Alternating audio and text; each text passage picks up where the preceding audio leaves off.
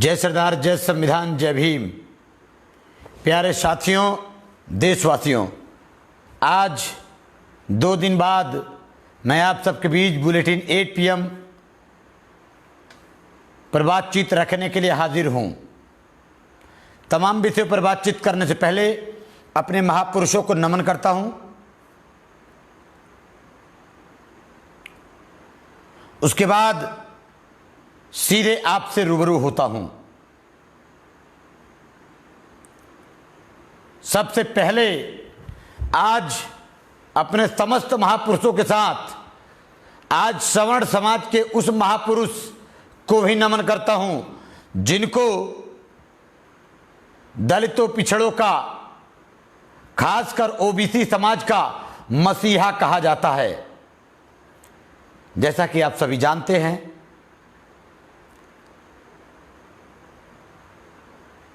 नब्बे के दशक में वह नेता, इलाहाबाद के मांडा के राजा रहने वाले पूर्व प्रधानमंत्री बीपी सिंह साहब, जिनको हम लोग राजा साहब कहते हैं, उनको मैं नमन करता हूं। आज उनका जन्मदिन है। जन्मदिवस के अवसर पर उनको दिल की गहराइयों से नमन। जैसा कि आप सभी जानते हैं,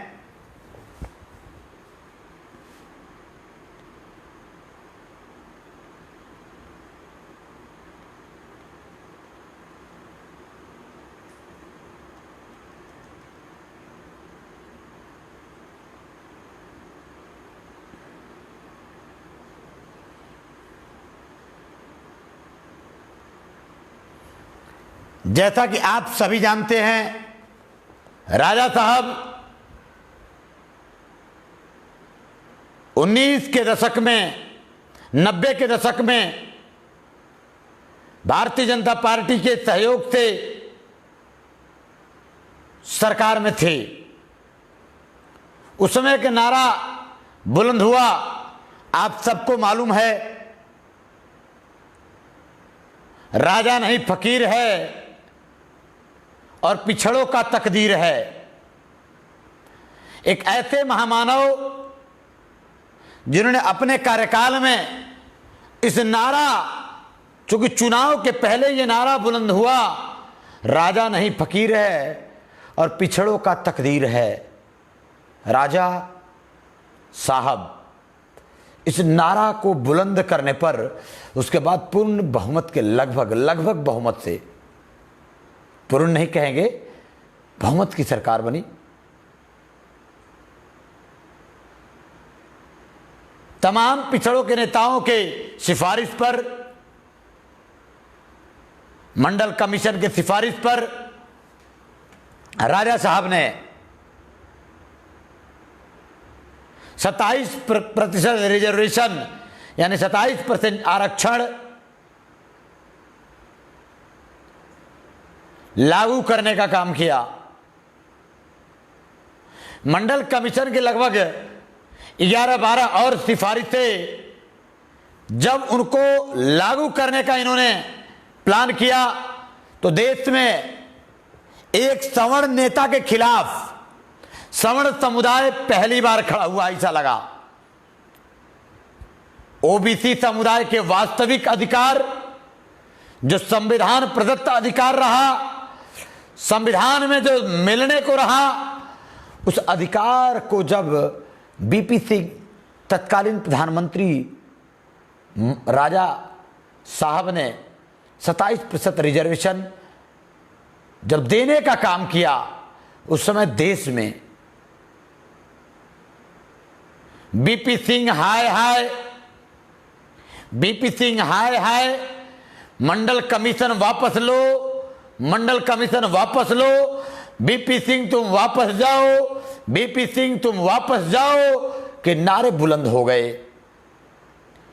लेकिन वह एक नेता जो दलितों, पिछड़ों और मजलूमों का नेता, जिनको हम बार बार नमन करते हैं, एक ऐसा महामानव जिन्होंने उस समय ओबीसी के मूलभूत रिजर्वेशन जो 27% आरक्षण ओबीसी का अधिकार तो 54% का था, लेकिन 27% किसी तरह आधा अधूरा लागू हुआ। लागू होने को जब आया राज्यसभा, लोकसभा से राज्यसभा में पास हुआ। राज्यसभा में पास होते ही देश की उन तमाम मनुवादियों के अंदर आग लग गई। एक विश्वविद्यालय में सवर्ण छात्र ने ओबीसी आरक्षण के खिलाफ अपने शरीर में पेट्रोल छिड़ककर आग लगा दिया था। यह मामला पूरे देश में आग की तरफ फैल गई। तमाम यूनिवर्सिटी में, तमाम विश्वविद्यालयों में बीपी सिंह राजा साहब के खिलाफ नारे बुलंद होने लगे कि मंडल कमीशन वापस लो, बीपी सिंह हाय हाय, बीपी सिंह तुम वापस जाओ। इस देश के ओबीसी समुदाय के अधिकार पर 27% जो आधा अधूरा आरक्षण है, वो जब उन्होंने देने का काम किया, पूरे देश में आग लग गई थी। वो 15% मुट्ठी भर सवर्ण समुदाय बीपी सिंह के सामने चट्टान बनकर खड़ा हो गया। और बीपी सिंह के गठबंधन में रहने वाली पार्टी भारतीय जनता पार्टी बन गई बीपी सिंह की दुश्मन। बीपी सिंह ने कसम खाया कि हमने मंडल कमीशन के नाम पर सरकार बनाई है, इसलिए किसी भी हाल में हम मंडल कमीशन लागू करेंगे। और उन्होंने लागू किया। मंडल कमीशन के कुछ सिफारिश में से 27% रिजर्वेशन 54% होना था। इसी पे अड़ गई भारतीय जनता पार्टी, जो वर्तमान में देश में सरकार चला रही है। ये आज की भारतीय जनता पार्टी पिछड़ों की दुश्मन नहीं है, ये पिछड़ों की दुश्मन सदैव से है और आज भी ये पिछड़ों के हक अधिकार को खा रही है। उस तत्कालीन प्रधानमंत्री बीपी सिंह के सरकार के सामने चट्टान की तरह सरकार गिराने पर आमादा हो गई भारतीय जनता पार्टी। भारतीय जनता पार्टी ने कहा कि अगर बीपी सिंह जी आपने मंडल कमीशन के सिफारिशों को वापस नहीं लिया, ओबीसी को आरक्षण नहीं मिलना चाहिए, इसका विरोध सदन में गूंज गई। अंत में भारतीय जनता पार्टी बीपी सिंह से हाथ खींच लेती है और बीपी सिंह की सरकार गिर जाती है।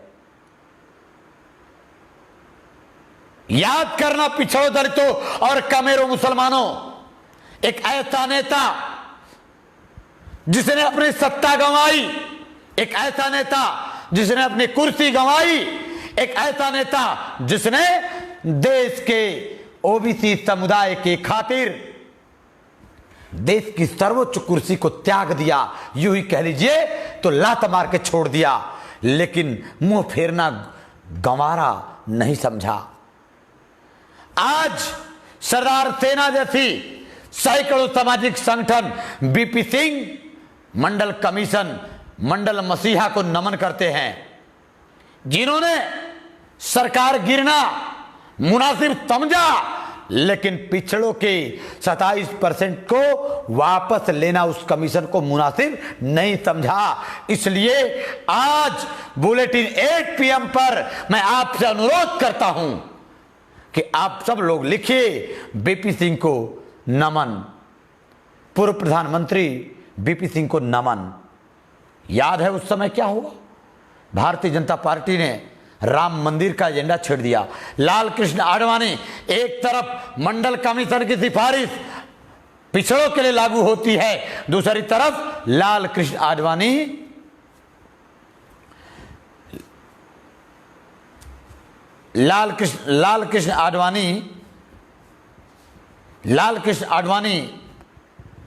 मंदिर मार्च निकाल देता है, राम मंदिर का एजेंडा छेड़ देता है। और ये पिछड़ा है, जो ओबीसी है, गुलाम समुदाय के कुछ लोग अपनी मंडल छोड़ कमंडल में लड़ने लग जाता है। सवाल है कि आज वही भारतीय जनता पार्टी देश के ओबीसी, एससी, एसटी माइनॉरिटी के साथ धोखा करने वाली, मुसलमानों को असली दुश्मन के रूप में प्रेजेंट करके ओबीसी का अधिकार छीनने वाले, आज वही सत्ता पे है और वही पिछड़ों के बल पे है। जिसने पिछड़ों के आरक्षण को खाया, जिसने पिछड़ों के अधिकार को बर्बाद किया, आज उसी को इस देश के पिछड़ों ने सत्ता पे बैठा दिया। वाह रे ओबीसी, तेरी कैसी नियति है, अब तो सुधर जा। तो इसलिए सबसे पहले अपने उस महापुरुष बीपी सिंह को नमन करता हूं। उसके बाद आज जो सवाल है वह सलवार पहनकर भागने वाले बाबा से है। सलवार पहन के भागने वाले उस बाबा से है जिसको सरकार का संरक्षण प्राप्त है। उस बाबा से आज सवाल है। वह बाबा जिसने इस देश के लिए बनियागिरी का काम किया है, वो बाबा नहीं, इस देश का बनिया है। जैसे योगी आदित्यनाथ संत नहीं, वो प्योर पॉलिटिकल है, उसी तरह रामदेव बाबा नहीं, प्योर बनिया है। उस पर आज देश की सरकार से सवाल है, मोदी सरकार से सवाल है। पतंजलि ने लाइसेंस में कोरोना का जिक्र नहीं किया था, तो फिर उसके पेटेंट का नाम कोरोनिल कैसे हुआ? कोरोनिल यानी कोरोना नील। आखिर मोदी सरकार के आयुष मंत्रालय ने कोरोनिल का लाइसेंस क्यों जारी किया? पहले सरकार से सवाल है। मंत्रालय अपनी अलग अलग बात कहती है, मंत्रालय अपनी अलग अलग पेशकश करती है, लेकिन सवाल तो है। पतंजलि ने लाइसेंस में कोरोना का जिक्र नहीं किया था, तो उसके प्रोडक्ट का नाम कोरोनिल क्यों रहा? आयुष मंत्रालय ने आखिर जब बाबा ने इस पर प्रचार प्रसार पर जोर दिया, जब प्रचार प्रसार पर जोर दिया, तो आयुष मंत्रालय ने हर हाल में कदम उठाया। आयुष मंत्रालय ने कोरोनिल की बिक्री और प्रचार प्रसार पर रोक लगा दिया। अब सवाल है कि वही आयुर्वेद विभाग, वही आयुष मंत्रालय पतंजलि को लाइसेंस देते समय ध्यान नहीं दिया। अब जांच बैठा दिया गया है, अब जांच बैठा दिया गया है। पतंजलि का इम्यूनिटी बूस्टर एवं कफ और बुखार ठीक करने का लाइसेंस दिया गया था। आयुष मंत्रालय कहता है कि पतंजलि को बुखार और कफ और इम्यूनिटी बूस्टर का लाइसेंस दिया गया था। उसने कोरोना यानी कोविड-19 किट के नाम से बेचने का काम किया है, उन्होंने प्रचार किया। उत्तराखंड आयुर्वेद विभाग ने नोटिस दे दिया। जयपुर सरकार की तरफ से बाबा के खिलाफ एफआईआर दर्ज हो गया। उत्तराखंड विभाग ने नोटिस जारी किया है कि आपको कोविड-19 ट्रीटमेंट किट जारी करने का लाइसेंस नहीं दिया गया था, लेकिन आपने पूरा मनमानी कर दिया है। मोदी के प्यारे नटखट बाबा, मोदी के प्यारे ऐंचे बाबा, मोदी के प्यारे काने बाबा, मोदी के प्यारे सलवार बाबा, तुमको शर्म आनी चाहिए। मोदी के मंत्रालय को शर्म आनी चाहिए। इस नटखट बाबा ने मंगलवार को कोविड के इलाज के 100% सफल गारंटी वाले कोरोनिल का घोषणा किया। जब देश में विरोध हुआ तब जाके मंत्रालय जागता है।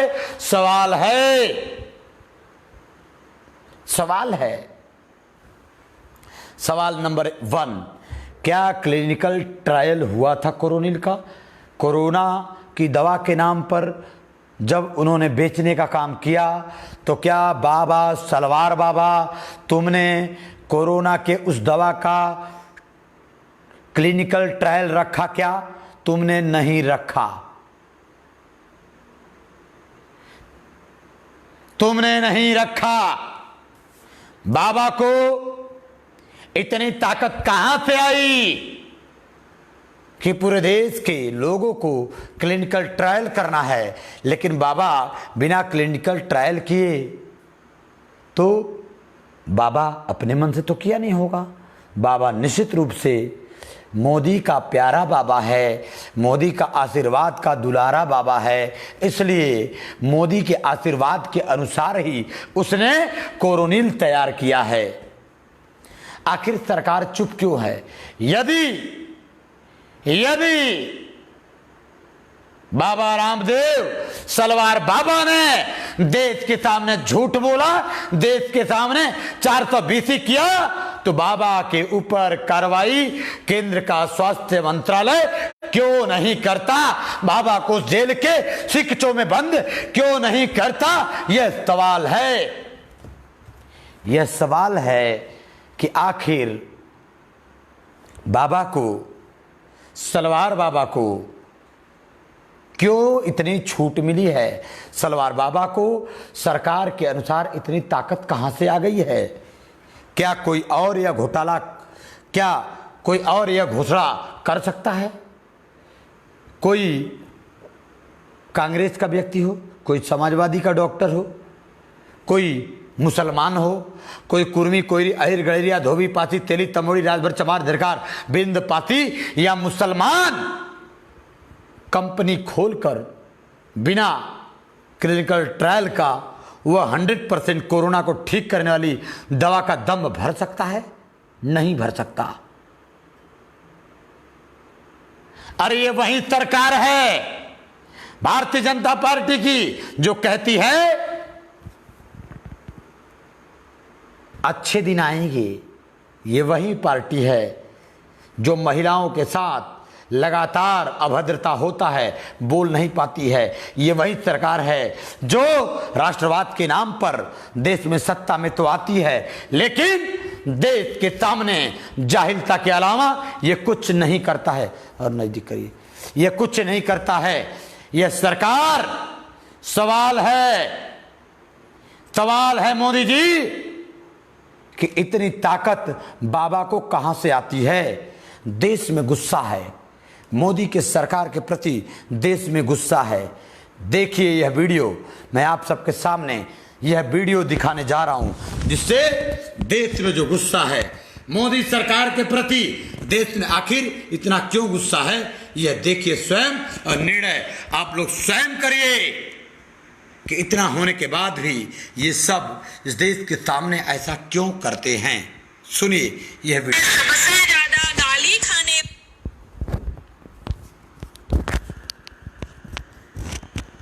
सुनिए यह वीडियो। सबसे ज्यादा गाली खाने वाला प्रधानमंत्री कौन, सर्च कर लेना। तुम्हारा पिताजी राजनाथ सिंह बोल रहे हैं चीन कब्जा कर लिया है, वहीं सस्ता नशा फूक के चच्चा कह रहा है कोई कब्जा नहीं किया। कौन झूठा? हमने कहा था कि चूड़ी भेजेंगे प्रधानमंत्री को, तुम्हारी अम्मा कही थी स्मृति ईरानी, उनको तो कुछ कह नहीं पाए। काजल पाउडर सब पड़ा है हमारे पास, ले जा भाई, दे दे। सजने संवरने के दिन चल रहे उनके, गर्भवती हो जा रही है, किशोरी बिचारियां, एड्स हो जा रहा है। कहाँ गया सब? हाँ, बेटी बचाओ बेटी पढ़ाओ का नारा, काहे महिलाएं ब्रा भेज रही है, चूड़ियां भेज रही है, बिंदी भेज रही है। नहीं है साले में औकात देश को चलाने की, तभी ना भेज रही है। सच सबसे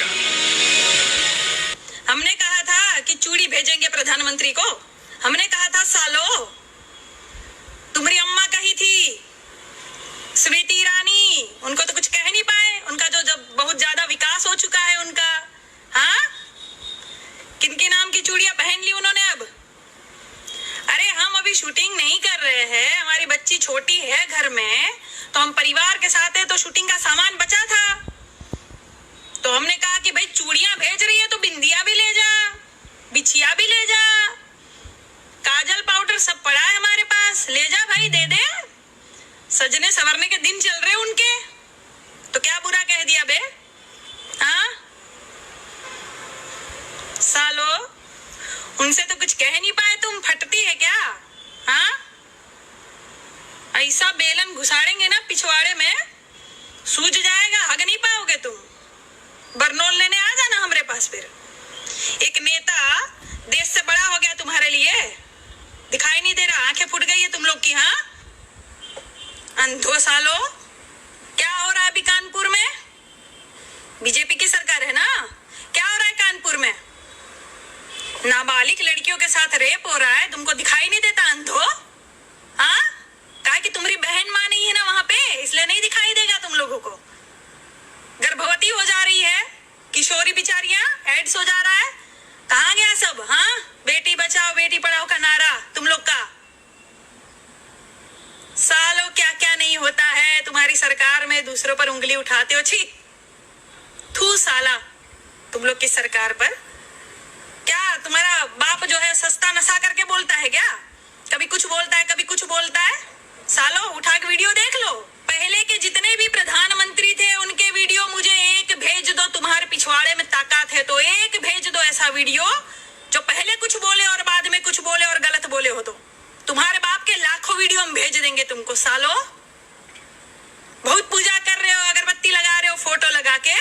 हाँ देश से बड़ा नेता हो गया, कुछ भी बोले हमारा है, हमारा बाप है, बाप सही बोलता है, देश गया भाड़ में। हाँ सर्जिकल स्ट्राइक किए थे, तुम्हारे बाप को दिया था ना अवार्ड तुमने, और अभी चीन में कह रहे हो कि वो तो सेना की गलती है, हमारे पिताजी कुछ नहीं किए, अब सेना की गलती लग रही है। सालों बेच खाओगे तुम, देश को बेच खाओगे तुम लोग, देश को कुर्सी के लिए लालच के लिए सत्ता में आए हो।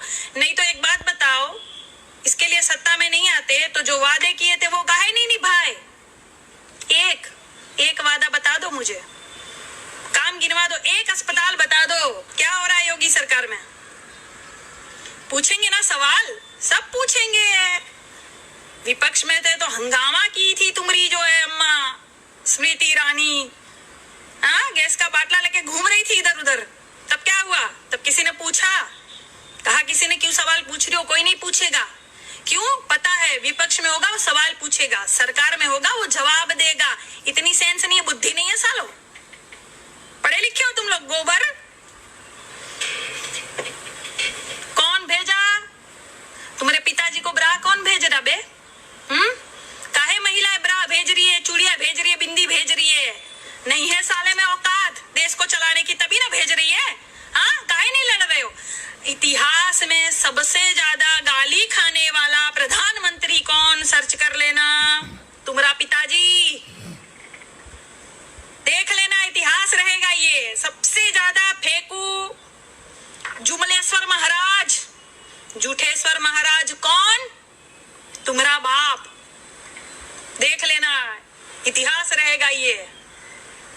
साला कुछ नहीं बोलता। हाँ राजनाथ सिंह बोल रहे हैं चीन कब्जा कर लिया है, वहीं सस्ता नशा फूक के चच्चा कह रहे हैं कोई कब्जा नहीं किया। कौन झूठा? कौन झूठा कौन सच्चा? कौन बताएगा ये? जब रैलियां होती है, मैं सुनो एक बात और कह दूं, बिहारी भाई बहन जो भी मुझे सुन रहे हो, मेरी बात गौर से सुन लेना। देश के लिए, तुम लोग के लिए कह रही हूँ, किसी पार्टी के उसमें नहीं कह रही हूँ मैं तुम लोग के लिए कह रही हूँ। जब रैली होती है ना, रैली होती है, तुम्हें तुम्हारा प्रधानमंत्री या गृह मंत्री या रक्षा मंत्री या फलाना कानून मंत्री, जितने मंत्री संतरी है सब सरकार में, तुम्हें कब दिखता है? कभी नहीं दिखता है। तुम देख भी नहीं पाओगे, तुम वार्तालाप नहीं कर पाओगे, संदेश नहीं भेज पाओगे। तुम्हें कब दिखेगा? रैली में दिखेगा। बहुत सारी लाखों की भीड़ होगी वहां रैली में, तुम्हें तुम्हारा प्रधानमंत्री भी दिखेगा, रक्षा मंत्री भी दिखेगा स्पीच देते हुए। तब इनके 10-20 हजार आदमी बीच बीच में बैठा दिए जाते हैं, कुछ भी बोले वहां बोल देने का मोदी मोदी मोदी। ये जो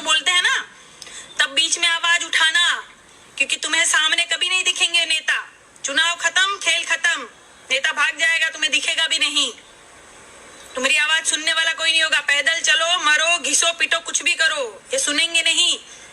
ये अपने वाली करेंगे। तब आवाज उठाना, कह देना कि प्रधानमंत्री जी सुनिए, आप हमारे प्रधानमंत्री हैं, बहुत अच्छी बात है, मैं आपसे बहुत प्यार करता हूं, आप मेरे प्रधानमंत्री हो, मेरे लिए सर्वोच्च नेता हो आप, लेकिन सुनिए माननीय, यहाँ आप गलती कर रहे हैं। जब वो गलत बोले ना तब आवाज उठाना। तुम तो पढ़े लिखे हो ना, माँ बाप ने इतनी मेहनत करके पढ़ाया लिखाया, एजुकेटेड बनाया, कब काम आएगा? नेता कुछ भी हक के चला जाएगा तो चाट लोगे, बोलोगे नहीं? अबे सालो भक्तों, कब तक छुपाओगे, कब तक ढकोगे? पिताश्री का हगा हुआ कब तक ढकोगे? कितना ढकोगे? कभी तो बस आएगा ना, हाँ? कभी तो बास निकलेगी ना, फिर चाट लेना। चाट ही रहे हो तुम लोग। बेच देगा धीरे धीरे पूरा देश, तुम लोग को पता नहीं चलेगा, पूरा देश बेच देगा। मैंने एक वीडियो बनाया था, मैंने कहा था ना कि कौन है ये पनौती देश में। आप कोई भी आज का कोई भी अखबार उठा के देख लो, संकट ही संकट लिखा रहता है समाचारों में। कोई भी समाचार पढ़ लो, यहाँ दुर्घटना हुई, ट्रक लड़ गए, यहाँ ये मर गए, ट्रेनें लड़ गई, जान चली गई, आत्महत्या हो गई, कोरोना के इतने पेशेंट बढ़ गए, सब संकट संकट ही आ गया है देश में। तो समझो, सोचो, पता है मुझे गोबर भरा है, लेकिन फिर भी थोड़ी सी विद्या होगी ना तो सोचना क्यों हो रहा है, कौन है ये पनौती। हाँ, एलईडी से प्रचार कर रहे हो बेटा, चीनी एलईडी से प्रचार कर रहे हो। हाँ, सामने जाके देखो कौन सी एलईडी मुंह पे छप जाएगी तुम्हारी अम्मा पहचान नहीं पाएगी जो तुमको जन्म दी है। तुम लोग जो नाम में इतना धोखा खा जाते हो, तुमको पता है उत्तरी कोरिया का वो नेता तुम लोग को ढूंढ रहा है, किम जोंग उन ढूंढ रहा है तुम लोग को। शी जिनपिंग के जगह तुमने उनका जो पुतला दहन कर दिया, ढूंढ रहा है। हमको कल फोन आया था, कह रहे थे कहाँ है वो बीजेपी के सब गोबर। हमने कहा अरे छोड़ो, जान दो, भाजपा ही है, अक्कल वक्कल तो होती नहीं है सालों में, नाम में इतनी गड़बड़ करते हैं, विद्या बुद्धि तो है नहीं। हाँ, बचा लिया तुम लोग को सालो।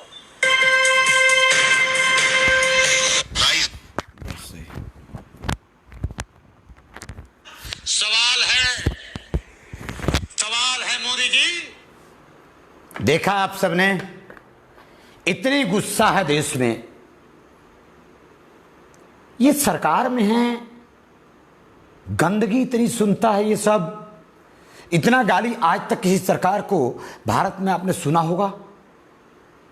आजाद भारत में कोई प्रधानमंत्री इतनी गाली नहीं सुना होगा, लेकिन इनके अंधभक्तों, तुम्हारे कारतूत के कारण तुम्हारे बाप के आंखों पर पट्टी पड़ गई है, इसलिए तुम्हारा बाप इस देश के लिए बिल्कुल जाहिलियत के अलावा कुछ नहीं करता। सुना ना, कितनी गाली सुना तुमने। अभी और एक वीडियो दिखाने जा रहा हूं, और अगली बात को समझना, कैसे तुम्हारे पापा ने पिछले दिनों में गलत बोला था उसको भी सुनना आगे। जानते हो पतंजलि वाले बाबा, जो सलवार बाबा है, उसकी कहानी जान लो आप लोग। आरएसएस के एक पनौती है पुष्पेंद्र कुलश्रेष्ठ, कहा कि अगर बाबा रामदेव के कोरोनिल पर रोक लगाने वाले डॉक्टर इतना ही तुम में दम है तो तुम कोरोना की दवा क्यों नहीं बना लेते?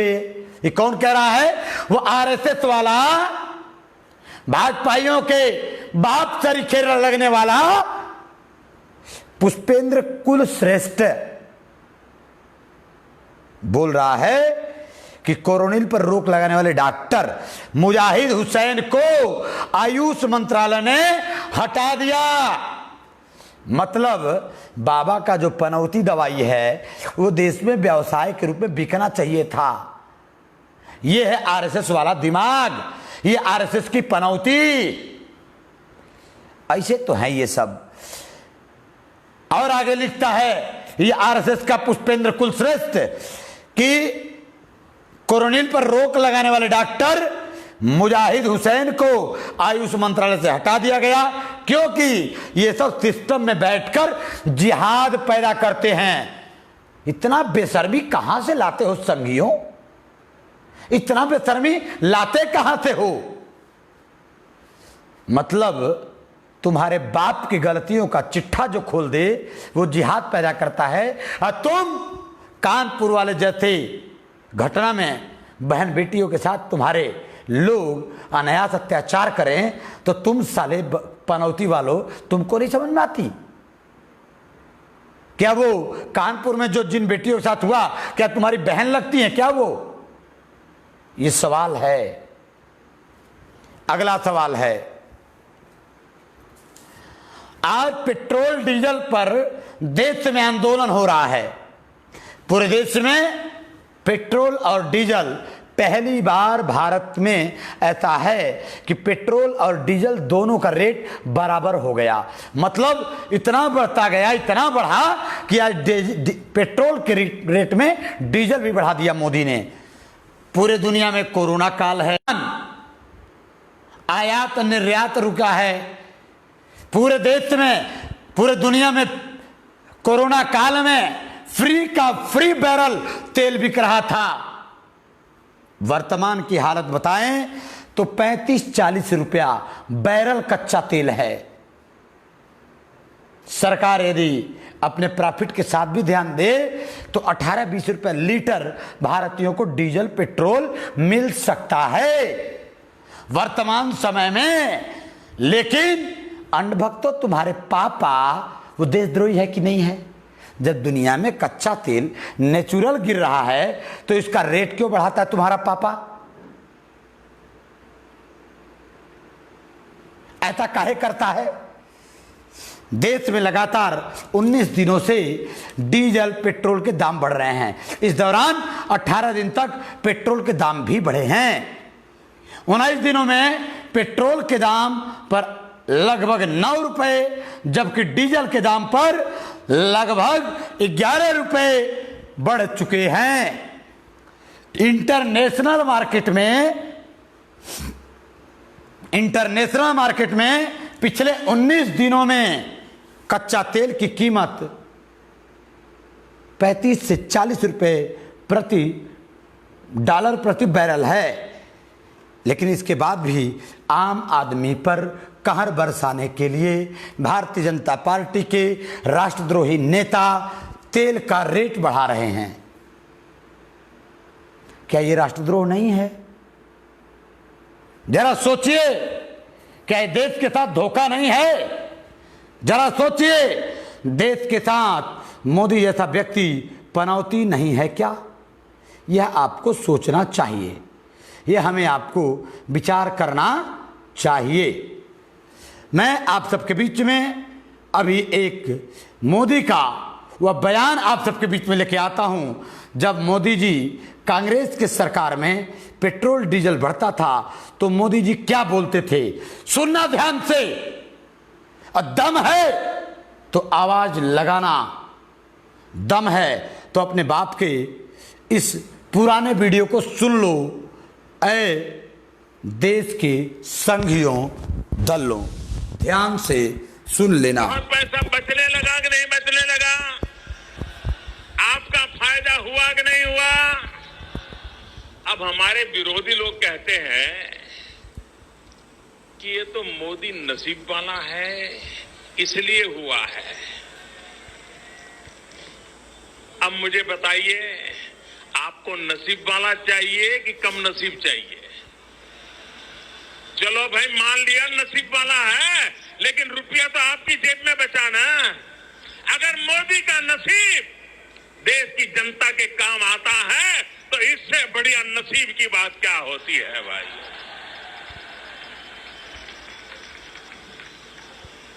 ये देश का दुर्भाग्य रहा।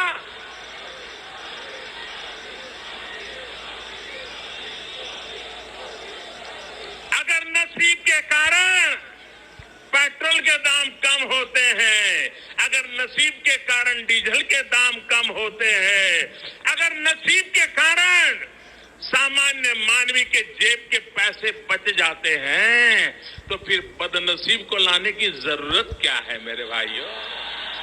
3 साल का रिपोर्ट कार्ड के कुछ ही घंटों में उन्होंने देश में जिस प्रकार से पेट्रोल के दाम बढ़ा दिए, ये दिल्ली सरकार की शासन चलाने की नाकामयाबी का जीता जागता सबूत है। देश की जनता के अंदर भारी आक्रोश है और इसके कारण और भी चीजों पर बहुत बड़ा बोझ होने वाला है।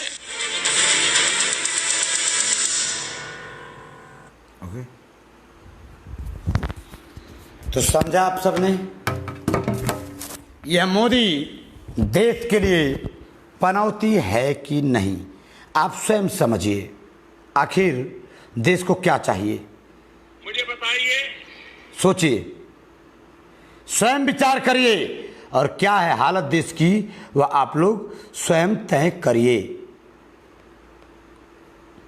आज जब डीजल पेट्रोल अपने हिसाब से कम हो रहा है तो मोदी इस डीजल पेट्रोल को क्यों कम नहीं होने देता? सवाल है कि आखिर पूरे देश में यह हालात कौन पैदा कर रहा है? मैं धन्यवाद देता हूं डीजल पेट्रोल के मामले पर तेजस्वी बिहार में सड़कों पर उतरे हैं। क्या उत्तर प्रदेश के प्रमुख विपक्षी नहीं चल रहा क्या?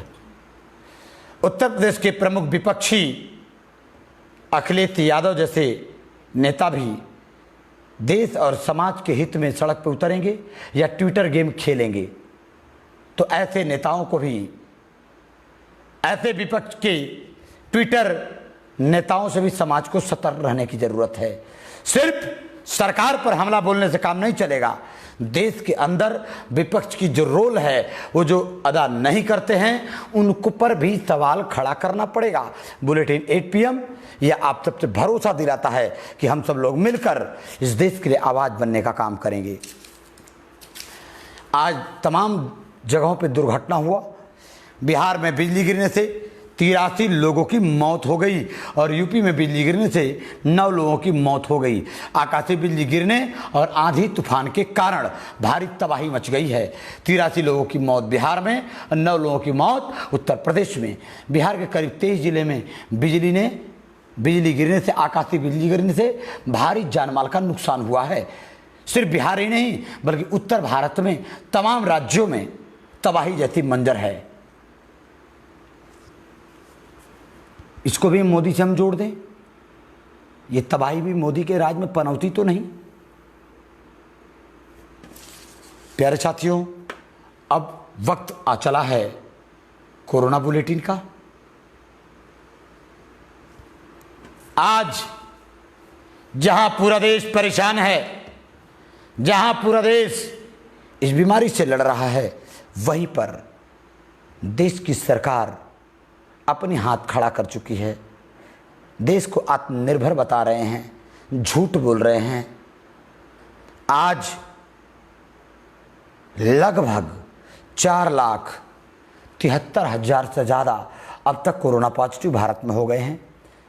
24 घंटे के अंदर लगभग 17,000 कोरोना पॉजिटिव अब तक का सबसे ज़्यादा आंकड़ा कोरोना पॉजिटिव भारत में हुआ है। ये आंकड़ा तब है जब सरकार द्वारा आंकड़े छिपाए जा रहे हैं, सरकार द्वारा आंकड़ों पर चोरी की जा रही हैं। जानकारों का माने तो वर्तमान समय में भारत में महामारी का आंकड़ा डेली 10 लाख के आसपास डेली कोरोना पॉजिटिव हो यदि जांच हो जाए तो मिलेगा। अब तक कोरोना से मरने वाले संक्रमितों की मौत अब तक लगभग 14,900 के आसपास कोरोना से मौत हो चुकी है भारत में लोगों की, और 24 घंटे के अंदर 418 लोग मारे गए। प्यारे साथियों, सरकार आपको कभी नहीं बचाएगी, बचना आपको स्वयं होगा।